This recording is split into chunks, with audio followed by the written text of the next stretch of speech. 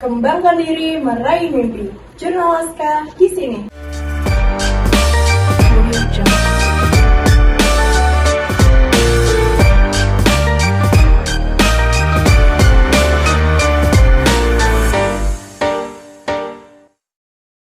Halo semuanya, kembali lagi di podcast Jurnal Laska. Nah, di episode podcast kali ini, aku yakin kalian semua pasti udah nggak asing nih sama bintang tamunya. Jadi, tiga kakak-kakak di sebelah aku ini, mereka baru saja berhasil terpilih menjadi Duta Genre Kabupaten Batang 2025. Oh ya, kita perkenalan dulu kali ya. Mulai dari siapa dulu? Oh, aku dulu kali ya. Kenalin, nama aku Muhammad Hasan Pradana. Aku terpilih menjadi Duta Genre Kabupaten Batang tahun 2025, masuk top 5 ya? Iya, top 5. Oke. Halo Genagers, perkenalkan saya Stefan Jessica, top 10 Duta Genre juga top 5 serta juara influencer Duta Genre tahun 2025. Selalu kenal semuanya. Oke, lanjut aku ya. Perkenalkan ya teman-teman, nama aku Dia Hayu Sari. Aku akrab dipanggil Hayu dan aku alhamdulillah terpilih menjadi top 10 Duta Genre Kabupaten Batang 2025. Oke, terima kasih ya Haslin, Jessica, dan Hayu sudah berkenan hadir. Iya. Aku mau tanya-tanya sedikit nih seputar genre. Boleh, banyak juga nggak apa-apa sih. Oke, yang pertama bisa diceritain sedikit nggak bagaimana proses perjalanannya dari awal hingga akhirnya kalian tuh bisa terpilih menjadi duta genre. Siapa dulu? Siapa? Oh, aku. Oke. Jadi dari awal ya? Ya, Awal pertama kali pasti berasal dari lingkungan kita yang pertama, yaitu PIK Remaja SMA Negeri 7 Batang. Dari PIK Remaja itu aku belajar nih tentang dasar-dasarnya terlebih dahulu, mulai dari substansi genre dan juga itu bertahap ke pemilihan Duta Genre Kabupaten Batang ini. Jadi dari bekal aku di PIK, aku bisa masuk dan juga mendaftar menjadi finalis. Dan ini perjalanan yang nggak singkat tentunya, karena tadi kan kita udah dari PIK disaring ke tahap pertama itu administrasi ya. Iya, Dan administrasi dari 100 yang daftar kesaring lagi nih jadi 20 besar, lalu jadi 10 besar, dan akhirnya top 5 juga top 3 hingga menjadi juara seperti itu. Prosesnya juga panjang, ada tes administrasi, lalu ada tes tertulis, tes wawancara, dan berbagai tes lainnya, agar kita tuh menjadi duta yang tidak hanya siap secara mental tapi juga secara kemampuan seperti itu. oh ya Jessica, aku mau tanya dong, kalau mau daftar jadi duta genre itu harus dari PIKR di sekolah apa enggak juga nggak apa-apa? Oh, tentunya kita sangat terbuka ya. Forum genre sangat terbuka. Jadi bisa lewat dua jalur PIKR dan juga jalur kecamatan. Nanti tergantung, misalkan Sevilla nih tergabung dengan PIKR kan, terus nanti Sevilla bisa daftar lewat jalur itu, atau enggak Sevilla mau lewat kecamatan juga boleh. Biasanya kalau kecamatan tuh bisa mengajukan diri seperti itu. Oh, seperti itu. Selanjutnya Haslin mungkin Oh bisa ya, boleh diceritain. ya, oke. Ya. Jadi sebenarnya tuh ya, aku tuh nggak masuk ke PIKR Semangga, jadi benar-benar awam nih soal ilmu-ilmu generasi remaja ini, benar-benar aku masih awam banget. Nah, waktu itu dikabarin sama salah satu guru di SMA Negeri 2 Batang kalau ada pendaftaran duta genre, dan situ aku mulai tertarik nih. Sayang kalau nggak ikut kan buat nambah pengalaman, dan akhirnya di waktu mepet aku join dan dengan berbagai bekal aku belajar dari dasar-dasarnya tentang apa itu substansi genre, apa aja arti-artinya gitu, mulai dari triad KRR, terus kenakalan remaja, seks bebas, dan lain sebagainya. Di setiap pelajaran satu-satu bener-bener aku ngerasa kayak masih ini kayaknya berat deh, soalnya kayak awam banget nih buat aku, karena bukan Ranahnya mungkin iya, mungkin belum ranahnya aja gitu. Terus akhirnya masuk administrasi itu bener riuh banget ya, bikin berkas-berkasnya tuh susah ya jujur. Priwe terus dibantuin sama Pak Ibu juga sampai malam lembur-lembur itu alhamdulillah tembus ke 30 besar. Jadi 15 cewek untuk cowok ya kan? Iya 15 besar. Habis itu disaring lagi menjadi 20 besar 10 cowok. Aku tuh setiap tahap seleksi itu benar-benar nggak berharap lolos, bukan nggak berharap tuh bukan berarti kayak menyepelekan gitu ya, tapi itu kayak aku tuh lihat peserta yang lain tuh kayak ya Allah keren banget gitu, minder gitu. Tapi kok tahap demi tahap kok lolos terus akhirnya sampai ke top 5 dan di sana ya aku setidaknya walaupun nggak sampai top 3 aku udah ngasih yang terbaik dan ini aku jadi pengalaman. Oke, berarti bisa dibilang hasilnya tuh daftarnya mepet banget ya. Tapi keren sih bisa sampai lolos ke 5 besar ya. Iya betul sekali. Sekarang ayo nih boleh dong sharing-sharing. Setelah dengar dari Jessie sama Aslin, kayaknya aku tuh nggak jauh beda ya sama dari cerita mereka. Kalau Jessie aku ada mirip-miripnya nih, karena aku sama Jessie sama-sama dari PR SMA 2 Batang, dari kelas 10 udah tergabung. Tapi dari aku join PR itu aku belum ada kepikiran niatan sama sekali buat ikut duta genre gitu teman-teman. Terus akhirnya dikelilingi sama lingkungan yang suportif, banyak guru juga yang support kayak support dan juga memaksa sih kayak ayo coba dulu ikut ini, siapa tahu rezeki, kan kita nggak ada yang tahu ya namanya rezeki. Dan awalnya yang aku nggak mau, minder segala macam, akhirnya mau nggak mau harus dicoba gitu kan. Akhirnya aku coba dan lanjut nih ke tahap administrasi. Di tahap administrasi tuh aku bener-bener sama kayak Hasbim mepet. Aku tuh menyelesaikan berkas pendaftaran itu bener-bener hari terakhir dan nge-submit file pendaftaran tuh berapa jam sebelum pendaftaran ditutup. Itu tuh bener-bener ngebut segala macam, apalagi tuh bertabrakan sama banyak kegiatan sekolah ya, harus pinter-pinter ngatur waktu. Dan alhamdulillah tembus ke top 30, 15 putra 15 putri. Itu di situ bener-bener gak nyangka banget, senang dan sedikit takut juga karena harus melewati tahap selanjutnya gitu kan.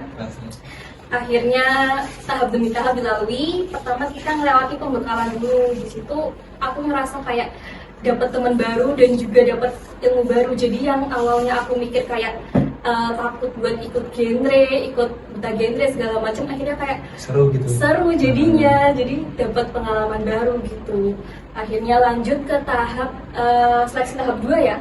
Seleksi tahap 2 dan akhirnya tembus ke grand final dan alhamdulillah dapat kesempatan jadi top 10 duta genre Kabupaten Batang. Ya kalau boleh tahu di seleksinya itu ada apa aja sih? Seleksinya tuh ada 2 tahap ya, tahap pertama sama tahap kedua. Dan tahap pertama tuh ada penyuluhan online. Di situ tuh kita kayak lewat via Zoom, kita dimasukin ruangan, kita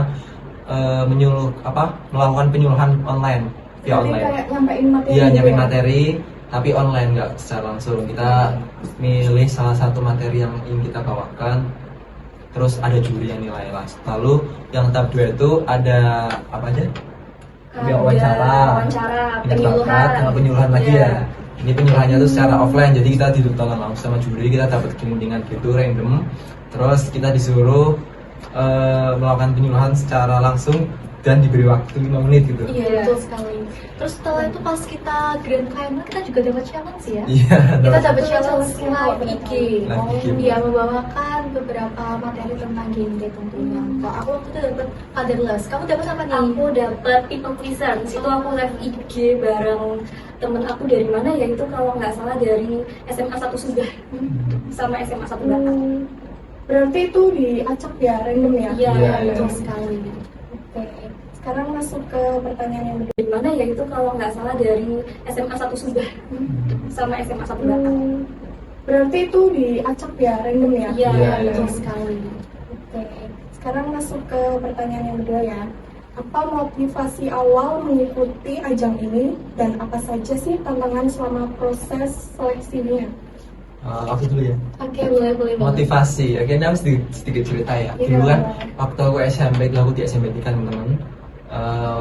Salah satu finalis duta genre juara malah, yaitu Mas Dede, karena sempat penyuluhan ke SMP Negeri 3 Batang. Di situ aku lihat tuh kayak dia tuh keren banget, ke sekolah pakai selempang kayak wah gagah banget nih orang nih.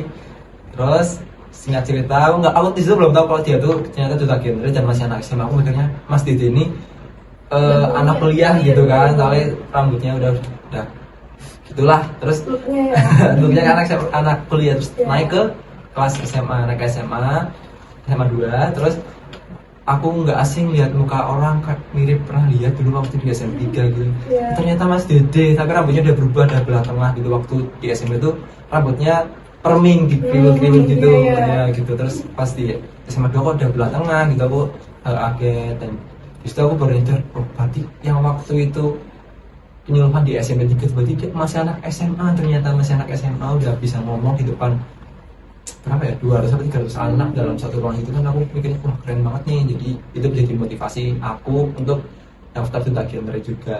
Terus tantangannya ya sebagai pelajar sih, yang susah itu membagi waktu antara pelajaran sama seleksinya gitu. Jadi udah tugasnya banyak, materi genre juga banyak ya.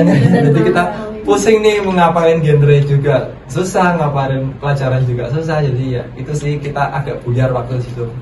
Itu aja. Oke, berarti tadi Hasmin bisa dibilang terinspirasi dari Mas Dede seseorang, ya. ya, dari seseorang. Selanjutnya Mungkin mulai dulu nggak apa-apa.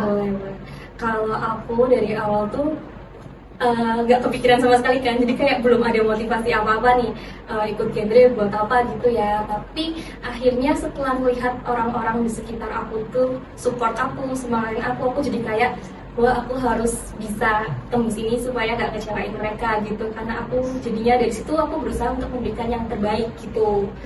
Terus kalau untuk tantangan ya, Iya. tantangan itu bener banget sama yang dibilang Asin, itu susah bagi waktu, apalagi saat tahap-tahap seleksi genre itu kita berpas-pasan sama ulangan sekolah UTS gitu. Itu berdekatan banget waktunya, banyak PH, terus tugas juga banyak, jadi bener-bener stres banget di situ. Materi genre banyak, tapi untungnya kita yang sesama dari SMA 2 itu bener-bener berjuang bareng ya, belajar bareng untuk bisa memahami materi genre sama-sama gitu. Keren banget sih. Ajak podcast lagi untuk tanya-tanya perubahan apa yang udah kamu dapatkan setelah 30 hari melaksanakan challenge ini ya. Jadi ini tujuannya tuh agar remaja itu tidak hanya mendapatkan informasi saja, tetapi mempraktikannya dan mendiskusikannya secara langsung. Oke.